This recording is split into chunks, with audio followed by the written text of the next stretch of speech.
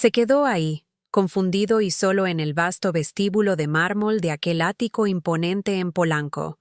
Un hombre tragado por el silencio del que no podía escapar. El traje costoso le quedaba como un disfraz demasiado pesado de llevar. Pero yo era solo la empleada doméstica.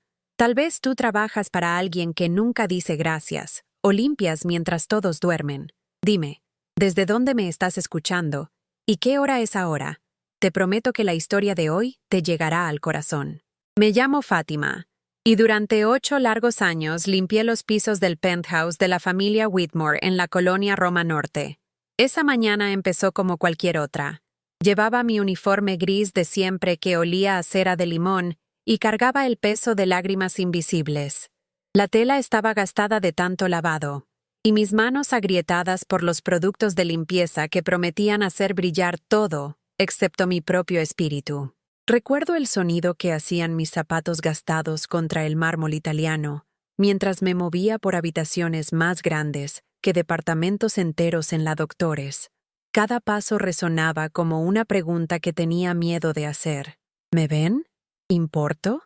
Los ventanales altos se extendían del piso al techo, ofreciendo vistas del bosque de Chapultepec que costaban más por mes de lo que yo ganaba en un año, pero no me permitían quedarme a mirar. Era un mueble con respiración, moviéndome de habitación en habitación, borrando rastros de vidas que nunca podría tocar. El portero, Miguel, llamó desde abajo. Su voz crujía por el intercomunicador como trueno distante. Subía una visita, alguien que la familia no esperaba. La señora Whitmore, envuelta en seda que costaba más que mi renta, apenas me miró mientras se ajustaba su collar de perlas. Su esposo, Ricardo, ya estaba perdido en su teléfono, revisando números de la bolsa que bailaban en verde y rojo en su pantalla. Su riqueza parecía infinita, construida sobre inversiones que se multiplicaban como conejos en el mundo digital de las criptomonedas y activos tradicionales.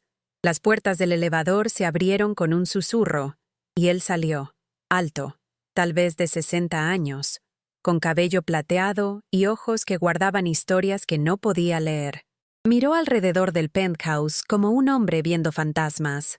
Le temblaban ligeramente las manos, y cuando la señora Whitmore se le acercó con su sonrisa ensayada, él retrocedió como si sus palabras fueran espinas. Habló en árabe, suave y desesperado, pero la familia se quedó congelada como estatuas caras. No entendían, solo se quedaron viendo con la cortesía vacía que usan los ricos cuando países pobres tocan a su puerta. Lo observé desde la entrada de la cocina, mi corazón reconociendo algo familiar en su confusión. Yo había estado así de perdida antes, diciendo palabras que nadie quería oír. Sin pensarlo, caminé hacia él con una charola de plata y una taza de café recién hecho. La porcelana tintineó suavemente contra la plata, y se lo ofrecí mientras hablaba en el árabe que mi abuela me enseñó en el departamento estrecho, donde aprendí que la bondad no cuesta nada, pero lo significa todo. Le dije que era bienvenido, que el café estaba caliente, y le pregunté si necesitaba algo más. Sus ojos se llenaron de lágrimas. Tomó la taza con manos que temblaban no por la edad, sino por el alivio. Me respondió en árabe, agradeciéndome, diciéndome que se llamaba Jalil y que había estado buscando a esta familia durante 23 años. Los Whitmore miraron con shock, mientras yo traducía sus palabras, sus caras cambiando de confusión a algo que parecía miedo. Pero déjame regresar al principio, porque toda historia de liberación empieza con una jaula que ni siquiera sabes que tienes. Llegué a la Ciudad de México hace 12 años desde un pueblito en Michoacán, donde los sueños crecen salvajes, pero las oportunidades no. Mi esposo había muerto en un accidente en la fábrica, y necesitaba trabajo que pudiera mantener a mi hijo Omar, y mandar dinero a mi madre que limpiaba hoteles para turistas que nunca recordaban su nombre.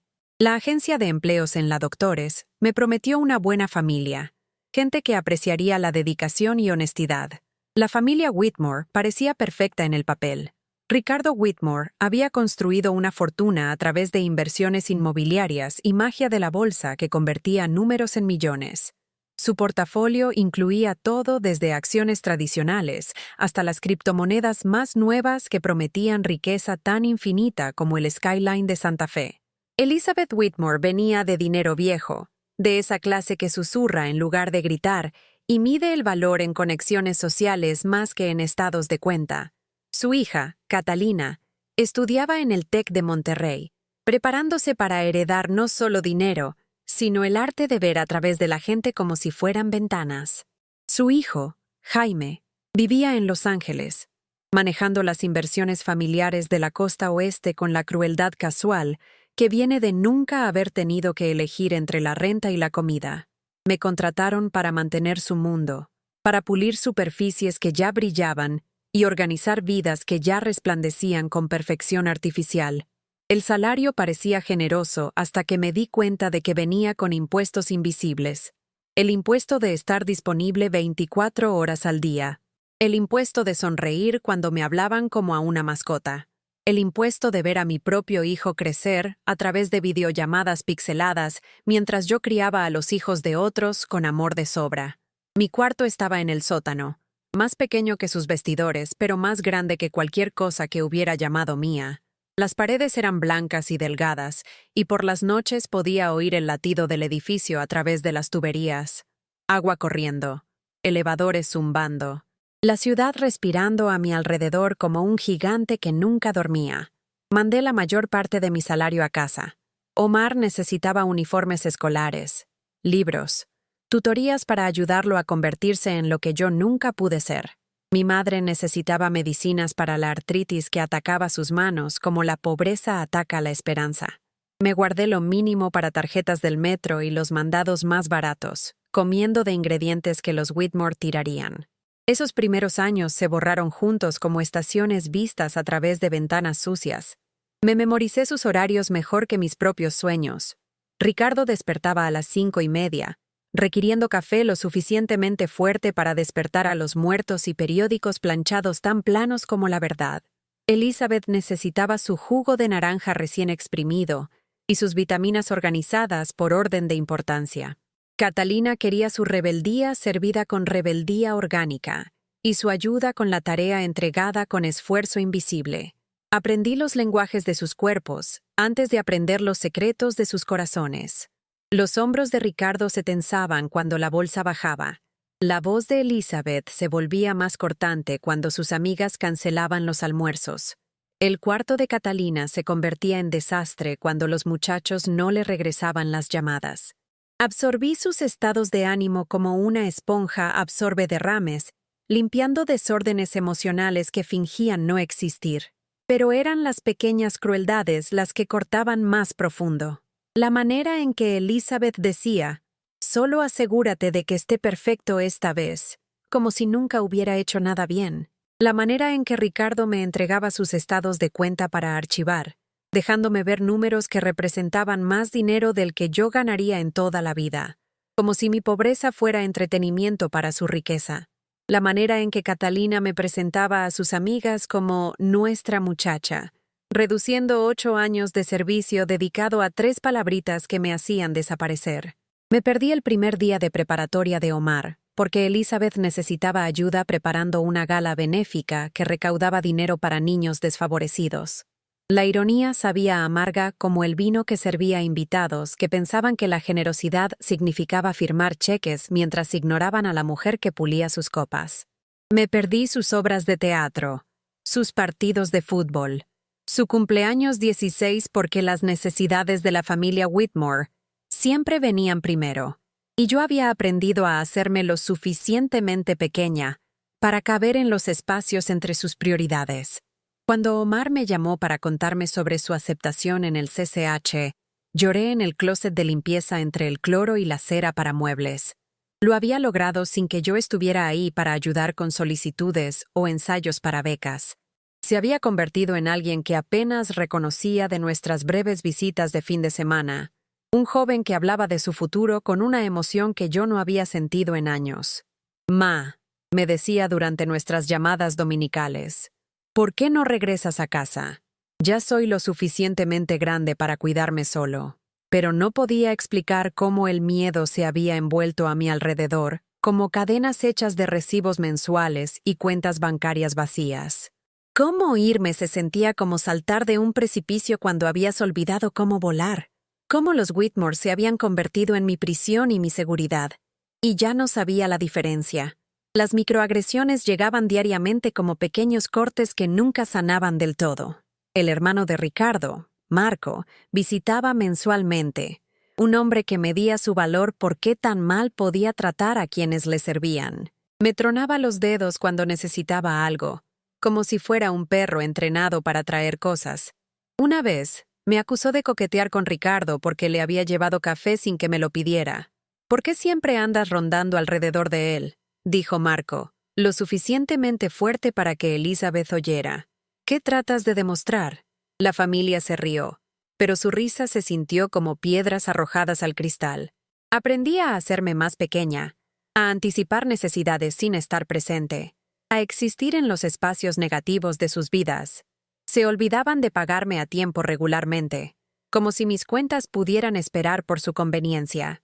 Cuando finalmente junté valor para mencionarlo, Elizabeth suspiraba dramáticamente y me recordaba lo afortunada que era de tener una posición tan estable. Como si la gratitud pudiera pagar tarjetas del metro y mandado, y las pequeñas cantidades que mandaba a casa para mantener a mi familia viva. Un día de invierno, me enfermé de gripe que me dolía hasta los huesos y me mareaba la cabeza. Llamé en la mañana para explicar que no podía trabajar, pero la respuesta de Elizabeth fue un silencio frío seguido de: «Bueno, supongo que tendremos que arreglárnoslas de alguna manera». Nadie preguntó si necesitaba algo. Nadie revisó si estaba comiendo o tenía medicinas. Estuve enferma sola en mi cuarto del sótano durante 3 días, escuchando la vida de la familia Whitmore continuar arriba de mí como si nunca hubiera existido. Cuando regresé, débil y con ojeras, faltaba un sándwich del refrigerador y me culparon por mal control de inventario. La acusación dolió peor que la fiebre, porque me recordó que era presumida culpable de cualquier imperfección en su mundo perfecto. El punto de quiebre llegó un jueves de marzo. Estaba puliendo la mesa del comedor, la pieza masiva de caoba que sentaba a 12 y costaba más que un coche. Mis manos estaban en carne viva por los productos de limpieza, y me dolía la espalda de tanto agacharme. La luz de primavera entraba por los ventanales altos, resaltando cada huella y mancha de agua que se atrevía a existir en superficies que exigían perfección. Estaba cansada, cansada en los huesos, cansada en el alma, cansada en lugares que el sueño no alcanzaba. Mientras extendía la mano hacia el centro de mesa de cristal para limpiar debajo, se me resbaló el agarre.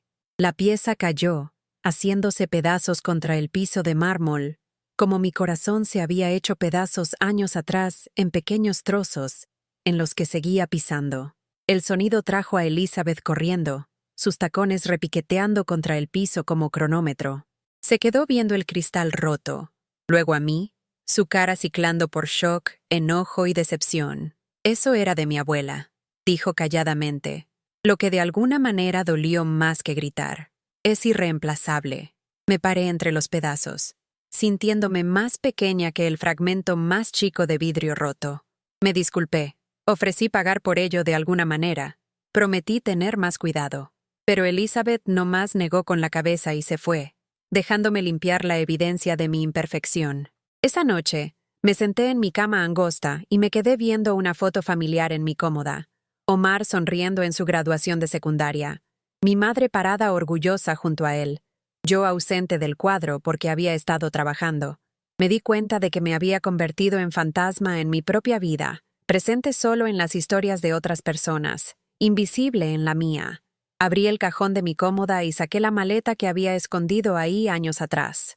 La había empacado durante mi segundo año con los Whitmore, durante una semana cuando la nostalgia se sintió como ahogarse, pero nunca había tenido el valor de cerrar los broches y alejarme.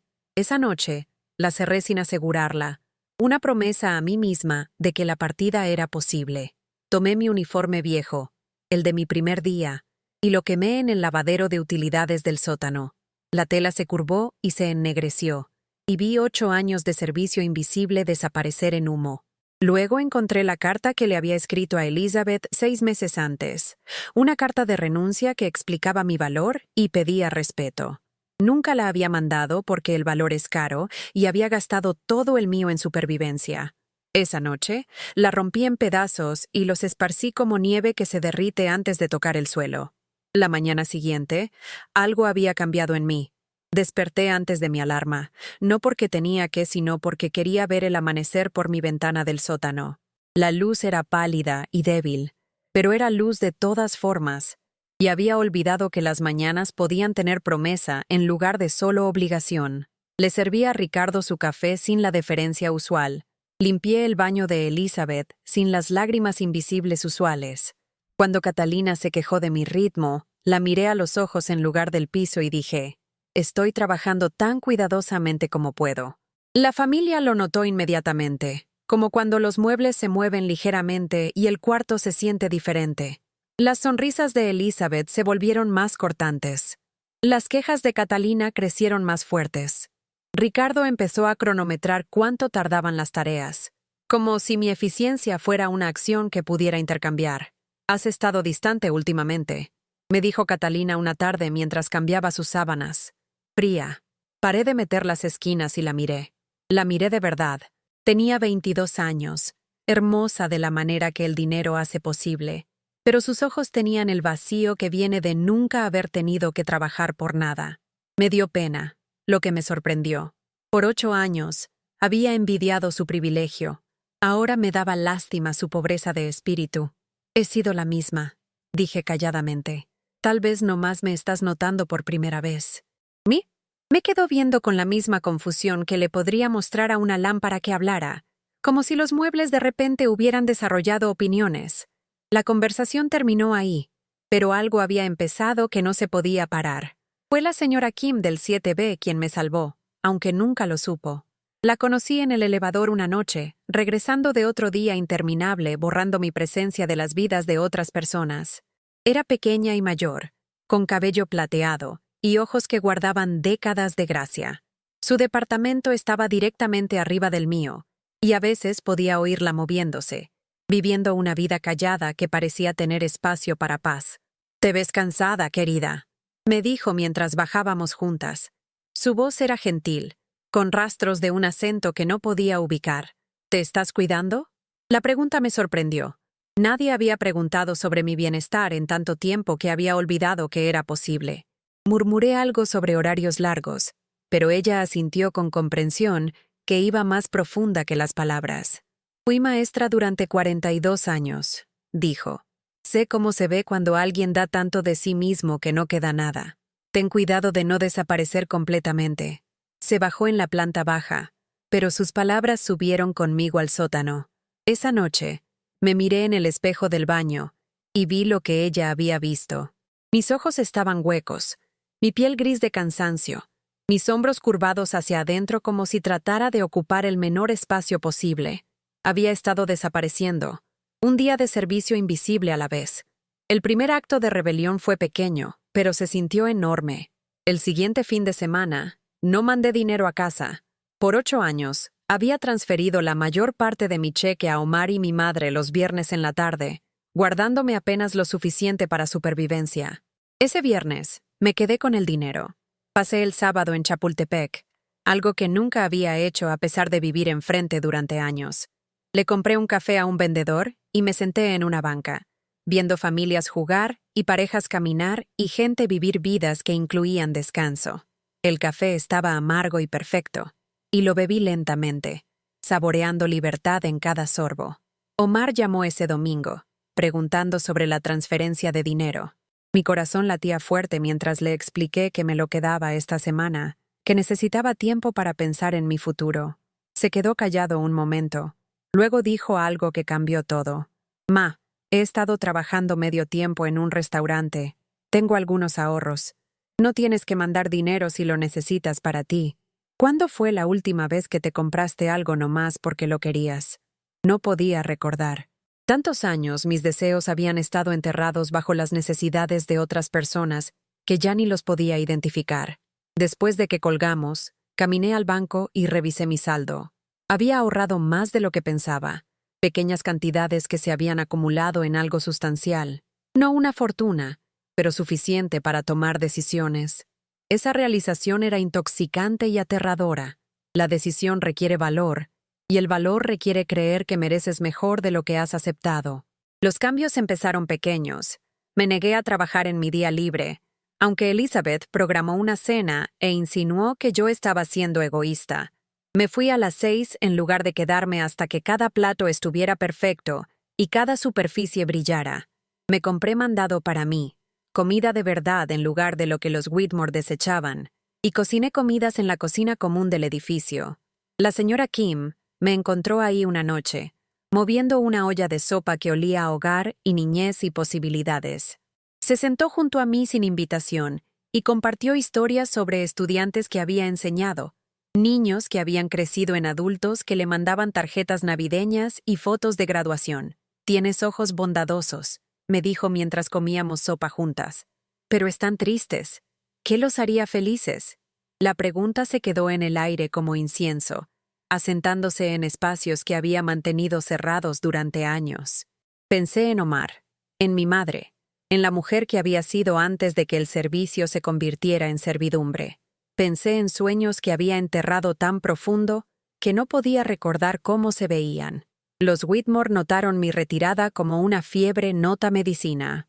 Elizabeth programó una junta familiar, que significaba convocarme a la sala donde había limpiado y servido, pero nunca me había sentado. Los muebles estaban arreglados como una corte, conmigo parada en la posición del acusado mientras ellos se sentaban en juicio. «Necesitamos hablar sobre tu actitud últimamente», empezó Elizabeth, su voz cargando la autoridad de alguien a quien nunca le habían dicho que no. «Has estado distante, casi desafiante». Ricardo asintió desde atrás de su tablet, donde los precios de acciones se deslizaban como oraciones al Dios de acumulación infinita. «Te hemos dado una buena posición, ingreso estable, seguro médico. Mucha gente estaría agradecida por esta oportunidad». Catalina se unió al coro, su voz cargando derecho como perfume. «Siempre te hemos tratado como familia». La palabra familia me pegó como un golpe físico. Familia. Miré alrededor del cuarto donde había pasado 8 años moviéndome como sombra, limpiando superficies que tocaban pero nunca siendo invitada a sentarme en muebles que yo mantenía. Pensé en familia de verdad, en Omar creciendo sin mí, en mi madre envejeciendo sola, en amor que pedía presencia, no perfección. ¿Familia? La palabra salió de mi boca antes de poder pararla, cargando 8 años de protestas tragadas. ¿Cuándo me preguntaron por última vez sobre mi hijo? ¿Mi madre? ¿Cuándo me incluyeron en celebraciones navideñas que ayudé a preparar? ¿Cuándo me vieron como algo más que alguien que les hace la vida más fácil? El silencio se estiró como una liga a punto de tronar. Me quedaron viendo con el shock de que los muebles de repente desarrollaran opiniones, de que los servicios de repente exigieran reconocimiento, de que la gente invisible de repente ocupara espacio. Caminé a la repisa donde las fotos familiares sonreían en marcos plateados. Había pulido esos marcos cientos de veces, conociendo cada cara excepto la mía. Levanté la foto más grande, su retrato navideño del año pasado, tomado mientras yo trabajaba en la cocina preparando la comida que comerían mientras yo limpiaba. «Esta es su familia», dije, poniendo la foto en la mesa de centro. «Hermosa, rica, perfecta. Pero yo nunca estuve en ella, ¿verdad? Estaba aquí, pero nunca fui incluida. Era familia cuando necesitaban algo, pero no cuando celebraban tener todo». La cara de Elizabeth cicló por emociones como estaciones, cambiando demasiado rápido. Sorpresa, enojo, miedo, cálculo. «Estás siendo emocional», dijo finalmente. «Hablemos de esto racionalmente». Pero ya había terminado con discusiones racionales que empezaban con mi gratitud y terminaban con mi silencio. Metí la mano en mi bolsa y saqué las llaves de repuesto de su penthouse, llaves que había cargado durante 8 años como una confianza sagrada. Las puse en la mesa junto a la foto familiar. «Renuncio», dije, y las palabras se sintieron como la primera respiración después de ahogarse. «Dentro de 2 semanas será mi último día». Ricardo alzó la vista de su tablet, finalmente viéndome como algo más que ruido de fondo. «Esto es muy repentino. Tal vez podemos discutir un aumento, beneficios adicionales. Dinero. Siempre dinero. Como si mi valor se pudiera calcular en pesos y mi dignidad se pudiera comprar con beneficios». Pensé en la fortuna que habían acumulado a través de inversiones y comercio de criptomonedas, riqueza que se multiplicaba mientras yo seguía siendo pobre, no porque no trabajara lo suficientemente duro, sino porque me habían enseñado a estar agradecida por migajas. No se trata de dinero, dije. Se trata de ser vista. Salí del cuarto antes de que pudieran responder, antes de que llorar pudiera comprometer la fuerza que finalmente había encontrado. En mi cuarto del sótano, me senté en mi cama angosta y llamé a Omar. Lo hice, le dije, y mi voz temblaba de miedo y euforia. Renuncié. Ma, dijo, y pude oírlo sonreír por el teléfono. Estoy orgulloso de ti. Ven a casa. Casa. La palabra tenía promesas que había olvidado que existían, pero la historia no había terminado. Los Whitmore tenían una sorpresa más para mí, llegando en forma de un hombre confundido que hablaba un idioma que no podían entender y cargaba secretos que cambiarían todo. Era mi última semana trabajando para los Whitmore cuando el portero llamó sobre el visitante inesperado. Estaba en la cocina, limpiando superficies que estarían sucias otra vez en horas, cuando oí las puertas del elevador abrirse y pasos dudar en el piso de mármol. Miré por la entrada y lo vi, alto y distinguido, usando un traje caro que no podía esconder su inseguridad.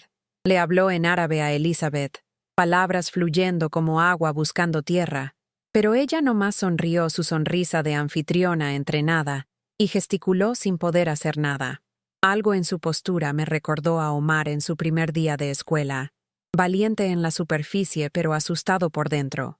Vi a los Whitmore rodearlo como buitres bien vestidos, ofreciéndole asientos y bebidas mientras no entendían nada de lo que decía.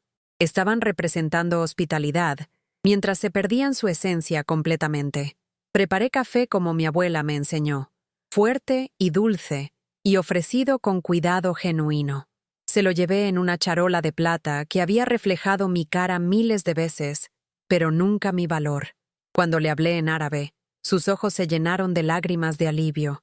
«Gracias a Dios», susurró en árabe, tomando mis manos como si fuera salvación. «He estado buscando a esta familia durante 23 años. Mi nombre es Jalil al-Rashid». El nombre no me significó nada, pero mientras traducía sus palabras a los Whitmore, vi sus caras cambiar. Elizabeth se puso pálida bajo su maquillaje caro. Las manos de Ricardo se apretaron alrededor de su tablet hasta que sus nudillos se pusieron blancos. Catalina dio un paso hacia atrás como si el hombre trajera contagio. «Dile que no sabemos de qué está hablando», dijo Elizabeth rápidamente, pero su voz temblaba como hojas en el viento. Jalil oyó el miedo en su tono, aunque no entendiera las palabras. Metió la mano en su saco y sacó un portafolio de piel, gastado suave con la edad y el manejo. Adentro había papeles, fotografías, documentos que se veían oficiales e importantes. «Por favor», me dijo en árabe, «diles que soy el hijo de Amina al-Rashid. Trabajó para el negocio de la familia Whitmore en Dubái hace 24 años. Antes de morir, me contó sobre la sociedad, sobre el dinero que se suponía se mantendría en fideicomiso para mí». Traduje sus palabras, viendo la compostura cuidadosamente construida de los Whitmore desmoronarse como paredes construidas sobre arena. Elizabeth intercambió miradas con Ricardo, que hablaban volúmenes en un idioma que había aprendido a leer durante 8 años de observar sus comunicaciones privadas. «Dil que debe estar equivocado», dijo Ricardo, pero su voz cargaba el sonido hueco de mentiras gastándose. «No tenemos conexiones de negocios en Dubái». Pero había visto sus estados financieros mientras archivaba. Había notado las cuentas en el extranjero, las inversiones internacionales, las tenencias de criptomonedas que movían dinero a través de fronteras como fantasmas digitales. Había procesado documentos con membretes en árabe, limpiado oficinas donde mapas del Medio Oriente colgaban en paredes, contestado teléfonos de personas que llamaban con acentos que coincidían con el de Jalil. Jalil abrió su portafolio y me enseñó documentos que hacían su reclamo claro. Estados bancarios, sociedades comerciales, registros de inversiones y fotos de una mujer joven que compartía sus ojos, parada junto a una versión más joven de Ricardo Whitmore en lo que parecía una oficina de Dubái. «Esta es mi madre», dijo, señalando a la mujer en la fotografía, Invirtió los ahorros de su vida en una sociedad comercial con la empresa del señor Whitmore. Cuando se embarazó, prometieron mantener mi herencia en fideicomiso hasta que fuera mayor de edad, pero cuando traté de contactarlos hace 23 años, habían desaparecido. Me ha tomado todo este tiempo encontrarlos. Traduje su historia mientras veía a los Whitmore darse cuenta de que su pasado había alcanzado su presente. Los documentos que Jalil mostró hablaban de millones en ganancias de inversiones petroleras, aumentos de criptomonedas, retornos de desarrollo inmobiliario. Dinero que había crecido sobre 2 décadas en una fortuna que podría haber cambiado su vida, pero en su lugar había financiado la de ellos. «Estos son falsificaciones», dijo Elizabeth desesperadamente, pero su esposo estaba leyendo los documentos con el reconocimiento de alguien viendo firmas familiares y sellos oficiales. El imperio financiero de Ricardo había sido construido sobre más que inversión inteligente. Incluía sociedades y oportunidades que pertenecían a otros, ganancias que deberían haber sido compartidas, pero en lugar fueron absorbidas.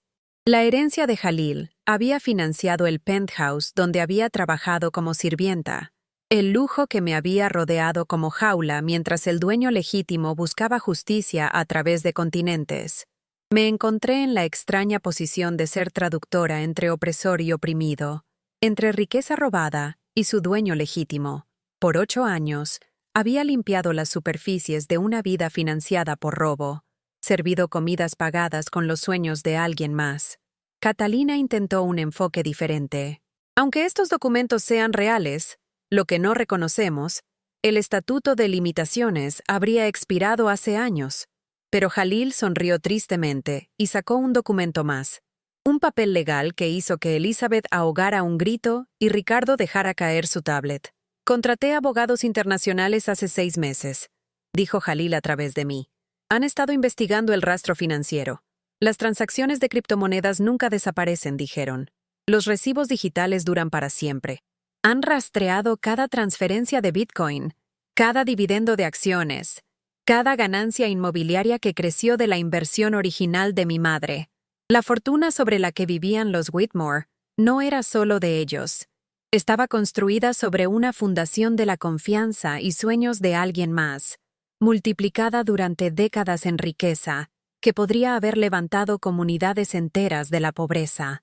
En su lugar, había financiado su aislamiento, su indiferencia, su tratamiento de gente como yo como equipo invisible necesario para mantener su comodidad robada.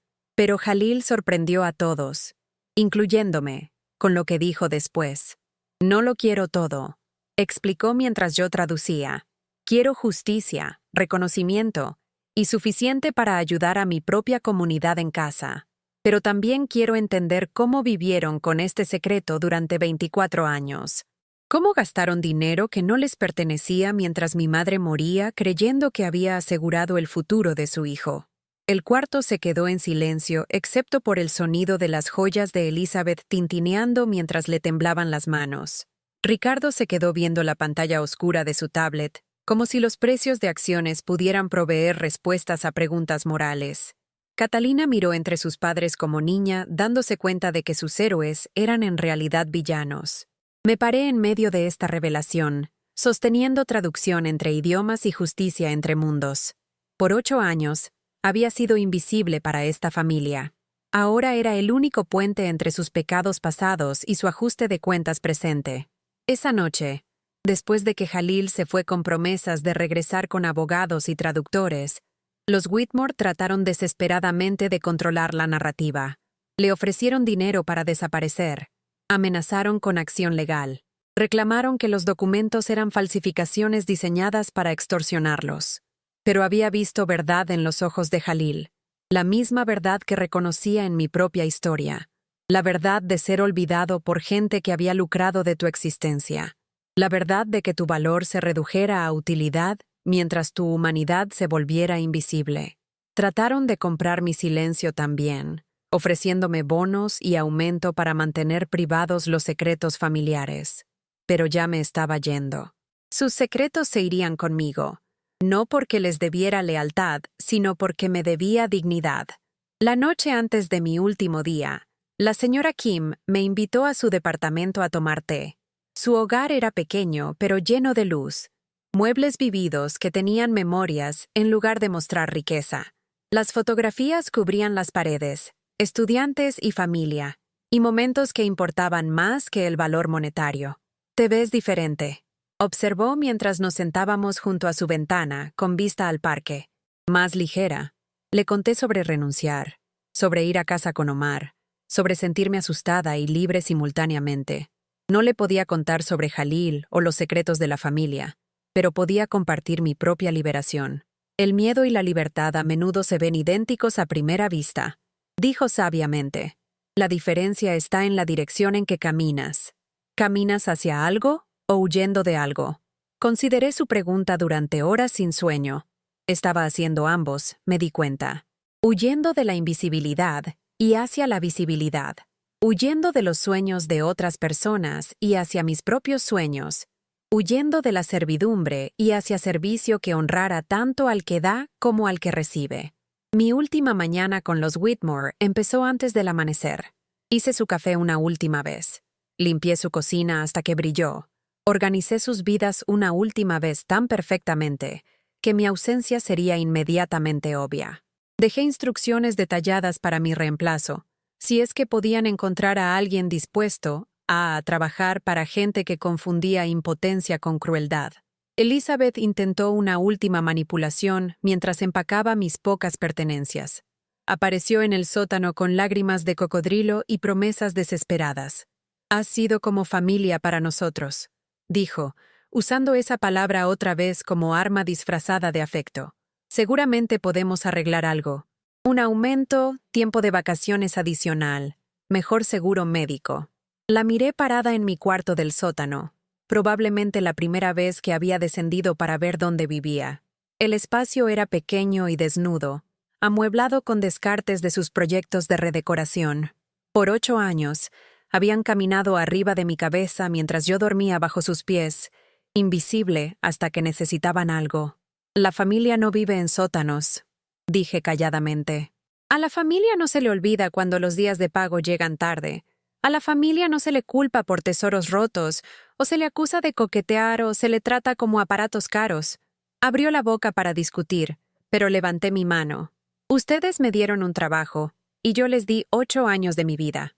Estamos a mano».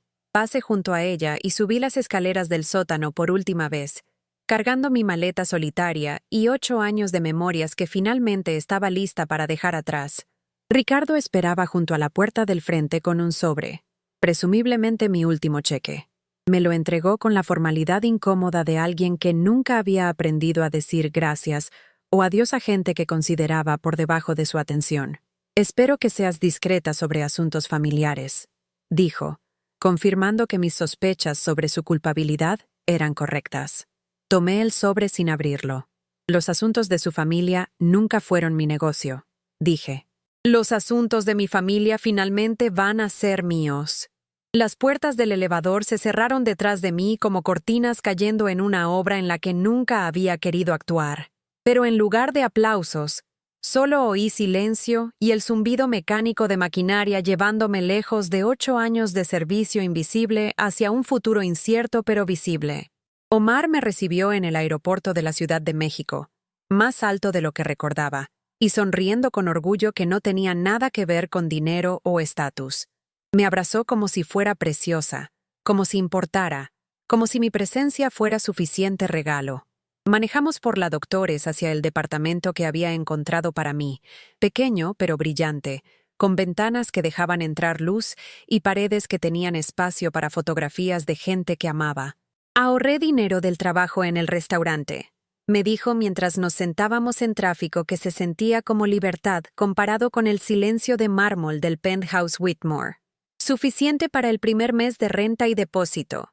Pensé que querrías elegir tus propios muebles, pintar las paredes de los colores que te hagan feliz». ¿Cuándo me había preguntado alguien por última vez qué me hacía feliz? No podía recordar. Tantos años la felicidad había sido el logro de otras personas. Algo que yo facilitaba pero nunca experimentaba directamente. El departamento estaba en el segundo piso de un edificio lleno de familias que sabían los nombres de cada quien y se prestaban tazas de azúcar y cuidaban a los hijos de los otros. Mis vecinos trabajaban en empleos que pagaban por hora en lugar de por año, pero trabajaban con dignidad intacta y humanidad reconocida.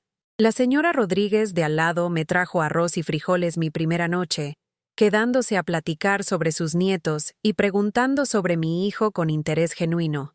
El señor Chen de abajo me ayudó a subir mis pocas pertenencias, negándose al pago pero aceptando gratitud con la gracia de alguien que entendía la diferencia.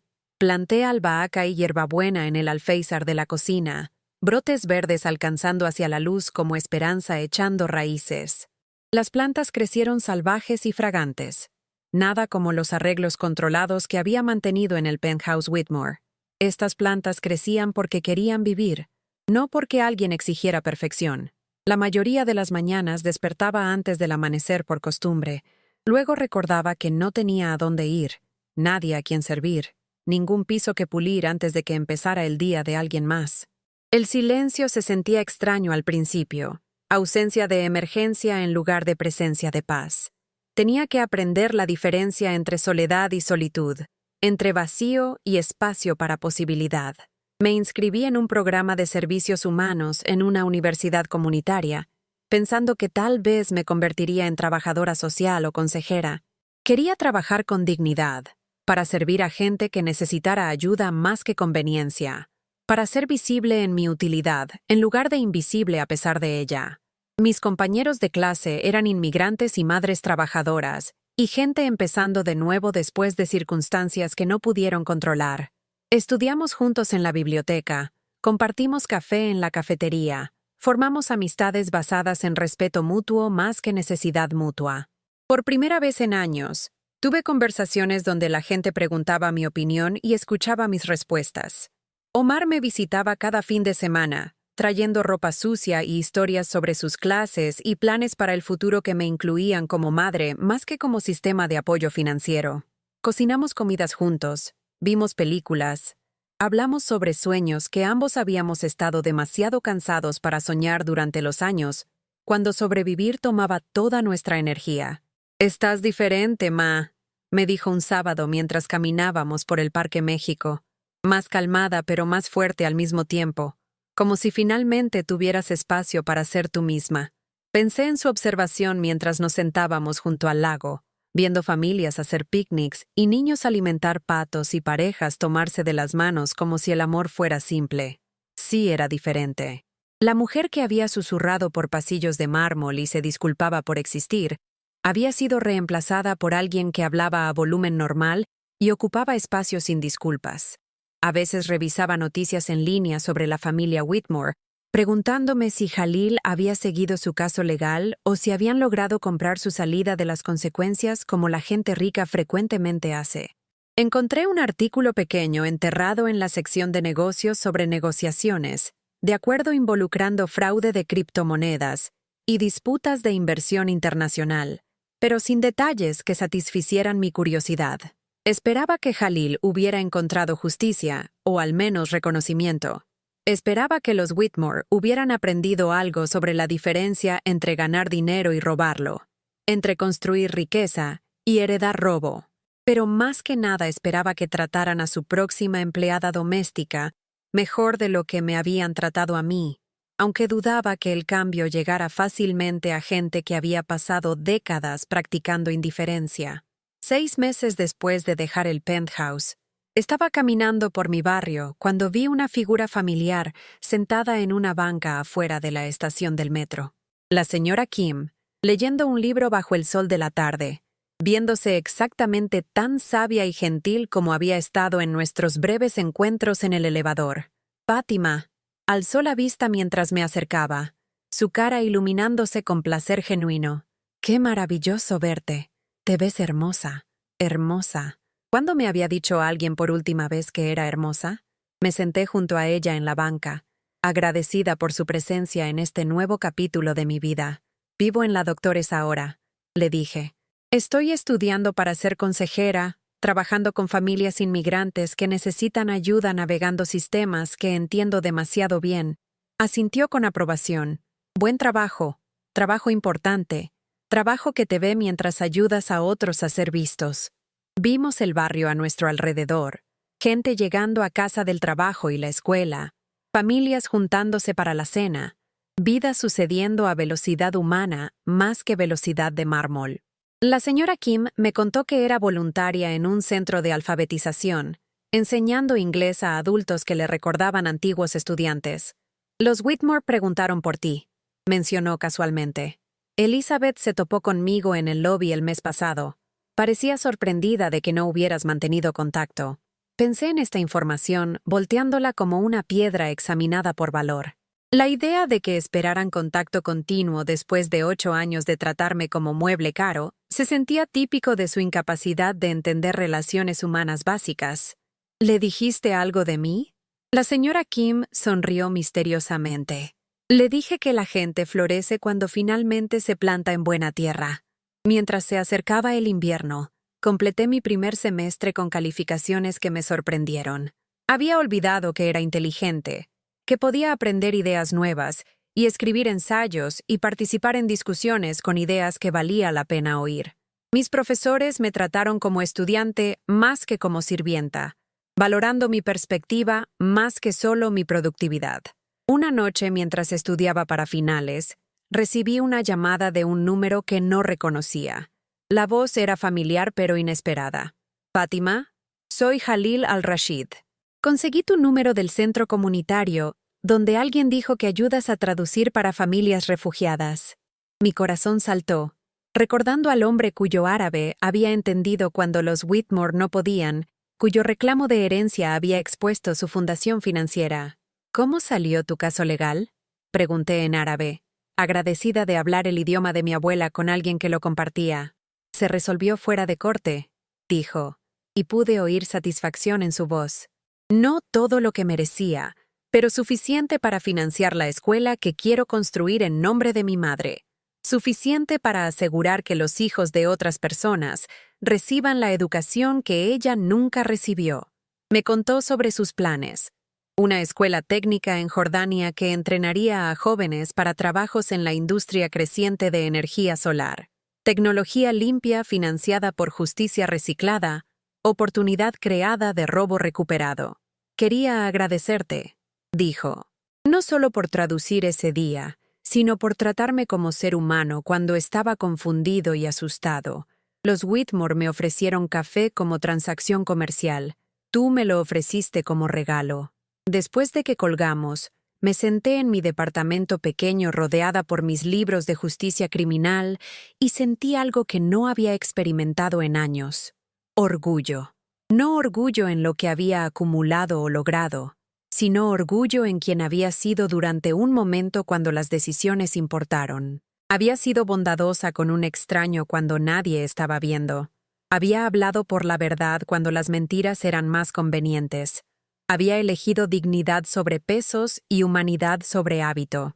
Estas decisiones no me habían hecho rica, pero me habían hecho completa. La Navidad de ese año fue diferente de cualquiera que había experimentado durante los años Whitmore. En lugar de trabajar mientras otros celebraban, organicé cena en mi departamento pequeño. Omar trajo a su novia, una estudiante de enfermería cuyos ojos se iluminaban cuando hablaba de ayudar a bebés prematuros sobrevivir y prosperar. La señora Rodríguez vino con sus nietos, llenando mi espacio con risa que no tenía nada que ver con actuación o decoro. Comimos comida que había cocinado con placer en lugar de obligación. Compartimos historias que incluían a todos en lugar de excluir ayuda. Dimos regalos que significaban algo además de gasto. Cuando limpiamos después, todos ayudaron, y el trabajo se sintió como comunidad más que servicio. Parada en mi cocina esa noche, lavando platos mientras Omar secaba y su novia guardaba sobras, y los nietos de la señora Rodríguez dibujaban en mi mesa, me di cuenta de que esto era como realmente se veía la familia. No gente perfecta en momentos fotografiados, sino gente imperfecta eligiendo presentarse para las vidas imperfectas de los otros. Pensé en los Whitmore pasando la Navidad en su perfección de mármol, probablemente extrañando la calidez que los muebles caros pueden duplicar pero nunca crear. Sentí lástima por ellos. no la compasión que la debilidad merece, sino la compasión que reconoce humanidad compartida, incluso en gente que olvida la suya. La primavera trajo nuevo crecimiento en mis hierbas del alféizar y nueva confianza en mis estudios. Fui seleccionada para una pasantía con una organización sin fines de lucro que ayudaba a trabajadores domésticos a entender sus derechos y encontrar recursos para escapar situaciones explotativas. La ironía no se me perdió de que me estuvieran pagando para ayudar a mujeres a escapar circunstancias que yo había vivido durante 8 años. Mi primera clienta fue María, una mujer joven de Uruguay que trabajaba para una familia de Santa Fe que la trataba peor de lo que los Whitmore me habían tratado. Dormía en un closet, trabajaba 18 horas al día, no había recibido pago en 3 meses y tenía miedo de quejarse porque amenazaban con deportarla. Sentada frente a María en la oficina de nuestra organización sin fines de lucro, viendo mi propio miedo pasado reflejado en sus ojos, entendí por qué había necesitado sobrevivir esos 8 años de servicio invisible. No porque mereciera castigo, sino porque necesitaba entender dignidad perdida antes de poder ayudar a otros a encontrar dignidad recuperada. No eres invisible, le dije a María en español, usando las pocas palabras que había aprendido de la señora Rodríguez. No eres desechable. Mereces ser vista y pagada y tratada como el ser humano que eres. Durante los siguientes meses, ayudé a María a encontrar un abogado, documentar sus condiciones de trabajo, negociar sueldos atrasados y eventualmente encontrar empleo con una familia que entendía la diferencia entre contratar ayuda y poseer gente. Ver su transformación de víctima asustada a trabajadora empoderada fue como ver mi propia historia reescrita con intervención y apoyo. Un año después de dejar la familia Whitmore, recibí una invitación que me sorprendió. Catalina Whitmore se iba a casar, y de alguna manera mi nombre había terminado en su lista de invitados. La invitación estaba dirigida a Fátima Ahmad, exgerente doméstica, como si mis 8 años de servicio fueran una carrera previa más que supervivencia disfrazada de empleo. Me quedé viendo la cartulina cara con su caligrafía elegante y me pregunté qué respuesta era apropiada. Parte de mí tenía curiosidad de ver cómo estaba la familia, si el caso legal de Jalil había cambiado su comportamiento, si el tiempo les había enseñado lecciones sobre tratar a la gente con respeto básico. Pero una parte más grande de mí reconoció la invitación como manipulación emocional disfrazada de inclusión. Me querían presente no como invitada honorada, sino como evidencia de su propia generosidad, prueba de que siempre habían tratado a la servidumbre como familia, a pesar de años de evidencia de lo contrario. Mandé una declinación cortés con felicitaciones por la felicidad de Catalina. Mi presencia en su boda no agregaría gozo a su celebración ni sanación a mi pasado. Algunos capítulos de la vida están hechos para cerrarse, no para revisitarse para la comodidad de otras personas. En lugar de asistir a la boda, pasé ese fin de semana visitando a Omar en su universidad, donde estaba estudiando administración de empresas con planes de ayudar a comunidades, desarrollar oportunidades económicas que no dependieran de explotación. Caminamos alrededor de su campus, y me presentó a profesores y amigos como su madre, sin calificar la relación con disculpas o explicaciones. «Estoy orgulloso de ti, Ma», dijo mientras nos sentábamos en la unión estudiantil, compartiendo café que sabía a libertad en lugar de servicio. No solo por dejar ese trabajo, sino por descubrir qué querías hacer después. No todos saben cómo reconstruir su vida desde cero. Pensé en sus palabras mientras manejábamos de regreso a la Doctores. El tráfico moviéndose al mismo paso estable que la reconstrucción. Progreso medido en millas más que momentos. Había reconstruido mi vida desde cero, pero cero no había sido tierra vacía. Cero había sido 8 años de aprendizaje invisible sobre dignidad, justicia, humanidad, y la diferencia entre servicio y servidumbre. Ahora, 2 años después, despierto cada mañana en mi departamento lleno de sol y recuerdo cómo se siente importar en mi propia vida. Trabajo con familias que necesitan guía navegando sistemas de inmigración, trabajadores domésticos que necesitan apoyo escapando explotación, y comunidades que necesitan defensores que entiendan impotencia y perseverancia. Las hierbas en mi alféizar crecen salvajes y verdes. alcanzando hacia la luz sin permiso o disculpa. Mi reflejo en el espejo muestra una mujer que ocupa espacio sin pena, habla a volumen normal sin miedo, y sonríe con satisfacción ganada más que actuación requerida. Todavía pienso en los Whitmore a veces, preguntándome si aprendieron algo del caso legal de Jalil, o si el dinero los protegió exitosamente de consecuencias otra vez. Espero que su empleada doméstica actual conozca su valor mejor de lo que yo conocía el mío durante esos 8 años de silencio de mármol. Espero que hayan aprendido a ver a trabajadores de servicio como seres humanos más que aparatos caros. Pero más que nada pienso en la mujer que era, y la mujer en que me he convertido, en años invisibles que me enseñaron qué significa la visibilidad, en dignidad robada que me enseñó lo que cuesta la dignidad, en servicio que me enseñó la diferencia entre ayudar a otros y perderte en el proceso. Mi historia no es única. A través de este país, mujeres despiertan cada día en cuartos de sótano y departamentos de azotea, limpiando casas y criando niños, y cuidando padres ancianos mientras sus propios sueños juntan polvo en closets que están demasiado cansadas para abrir. Mandan dinero a familias que apenas ven, sirven comidas que no comparten, y organizan vidas en las que no están incluidas.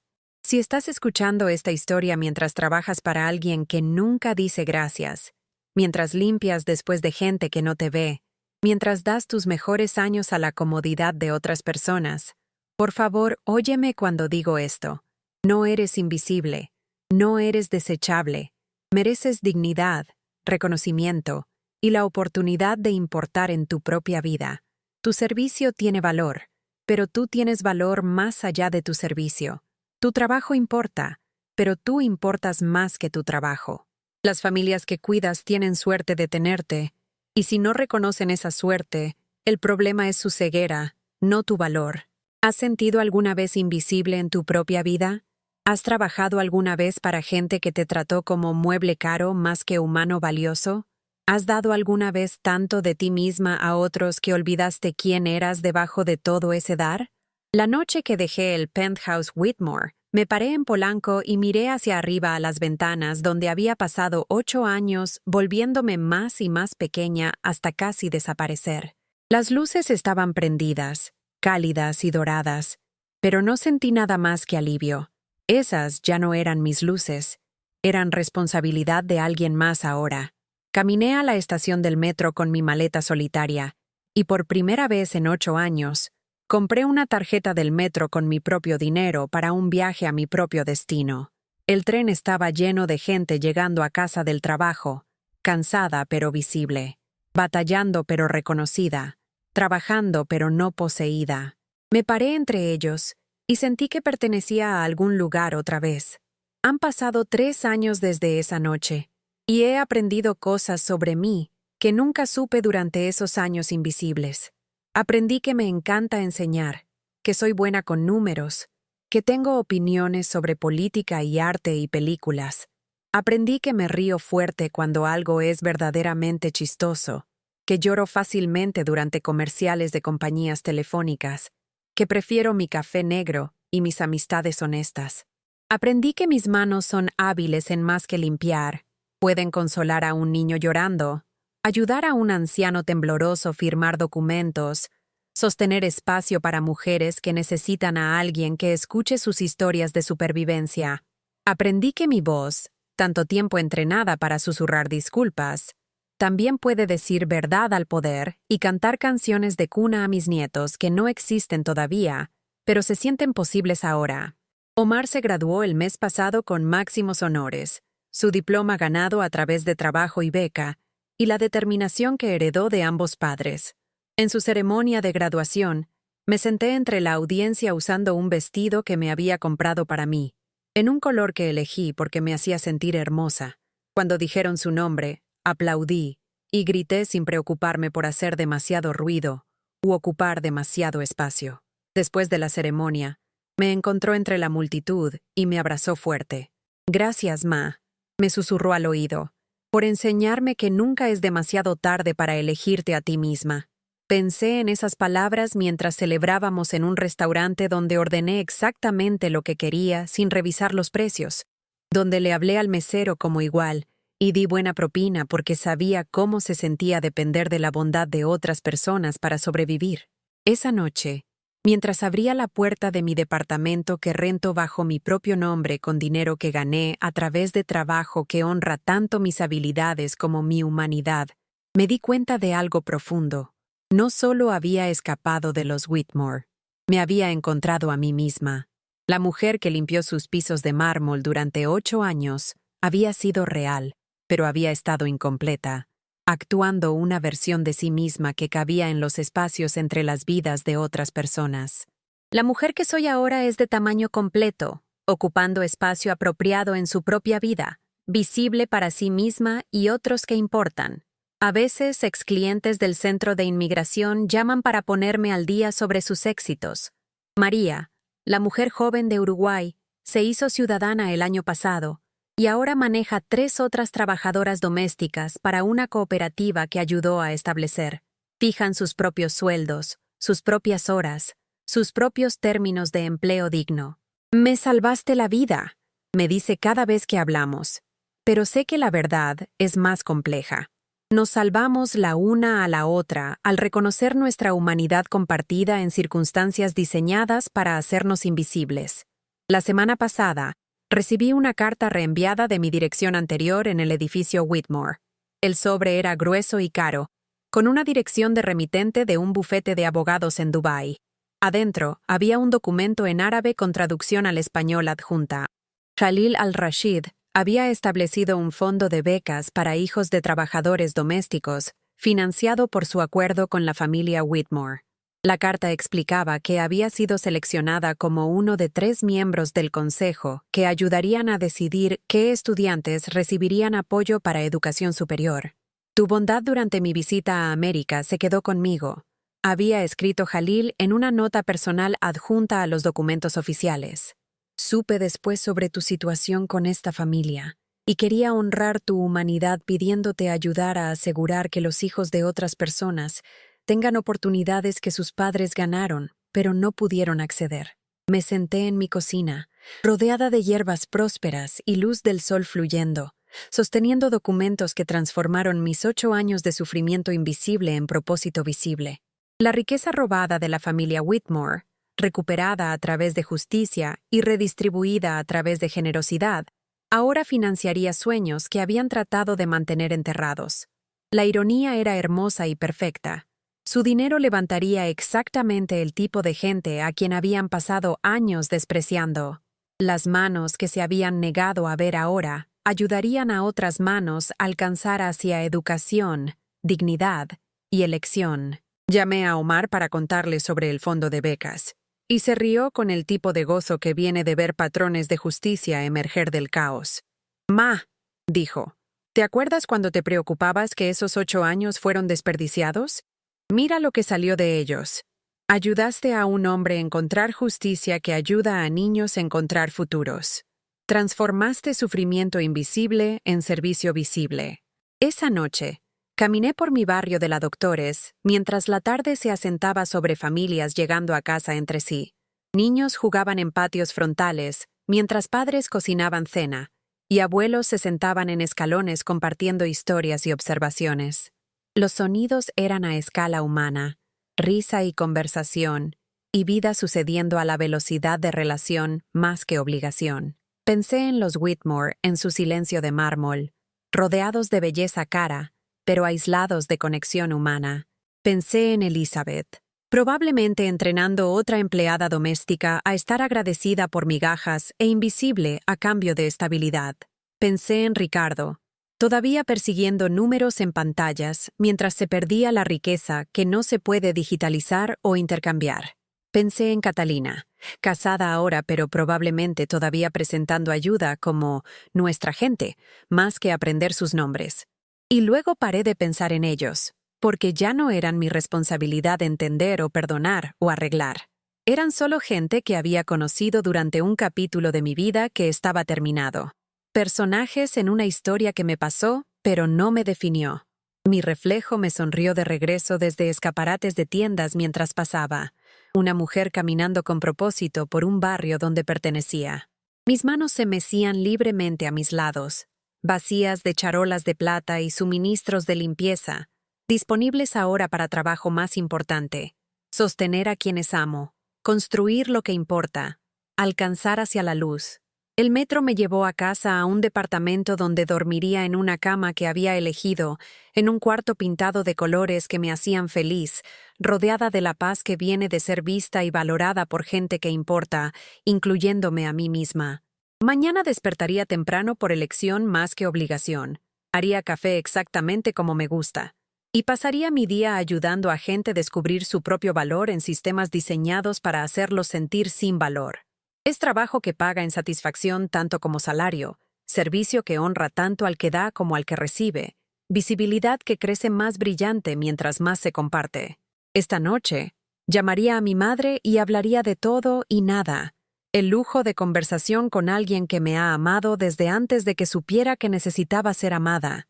Regaría mis hierbas y leería un libro que elegí, y planearía lecciones para estudiantes que respetan mi conocimiento y experiencia. Viviría, completa y visiblemente, en la vida que había construido de los escombros de años cuando olvidé que era más que mi utilidad para otros. El tren llegó a mi estación, y subí los escalones hacia nivel de calle, hacia aire que pertenecía a todos y luz que me incluía. Detrás de mí, la ciudad zumbaba con millones de historias desplegándose, algunas dolorosas, algunas gozosas, todas dignas de ser presenciadas y honradas. Caminé a casa por calles donde era conocida y valorada, hacia un departamento donde dormiría pacíficamente en mi propia cama, rodeada de mis propias decisiones, sostenida por mi propio entendimiento duramente ganado de lo que significa importar en tu propia vida. Así se ve la liberación. Un paso a la vez, una decisión a la vez, un momento de reconocimiento a la vez, hasta que la acumulación se convierte en una vida vivida con dignidad intacta y humanidad restaurada. Y si en algún lugar esta noche, otra mujer se sienta en un cuarto de sótano o departamento de azotea, invisible en las vidas de otras personas, olvidada por gente que se beneficia de su servicio, espero que de alguna manera sepa: mereces más que esto, mereces ser vista. Tu historia importa, no estás sola. El valor para irte tal vez venga lentamente, en pequeñas rebeliones y reconocimientos callados, pero vendrá, y cuando lo haga, descubrirás lo que yo descubrí. La mujer que eras antes de aprender a desaparecer todavía está ahí, esperando emerger hacia la luz, lista para reclamar espacio y voz y elección, y todo el trabajo hermoso y complicado de vivir tu propia vida en tus propios términos. No eres invisible, nunca lo fuiste. Solo estabas rodeada de gente que había olvidado cómo ver. Pero puedes enseñarte a ti misma a ver tu propio valor, y una vez que lo hagas, todo cambia. La historia continúa, pero ya no se trata de lo que me pasó. Se trata de lo que se vuelve posible cuando nos negamos a desaparecer, cuando insistimos en ser vistas, cuando nos elegimos a nosotras mismas con la misma dedicación que una vez dimos a otros que nunca nos eligieron de vuelta. Ese es el milagro real. No el escape de la servidumbre invisible, sino el regreso a la personalidad visible.